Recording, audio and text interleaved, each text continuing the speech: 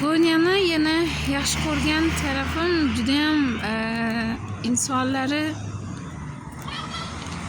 hozir erkak kishi bo'lsin, ayol kishi bo'lsin, erkak kishidan biror narsa so'rasangiz ko'zingizga tik qarab javob bermaydi va erkak kishidan biror narsa so'raganingizda nima desam bo'ladi, hurmat bilan gaplashadi va o'sha nima so'rasangiz ham birorta joy, xullas mana shu joyni topolmayapman, shu joyni ko'rsatib berasizmi deb iltimos qilsangiz, erkaklari shuncha o'sha adresni aytadi, bo'ldi. Boshqa sizdan qaytib lishniy narsa, savol javob so'ramaydi. Qayerliksan, nima ish qilasan, yo'q, lishniy gap so'z yo'q. O'sha taraflama ham juda ham yaxshi ko'rdim, to'g'risi.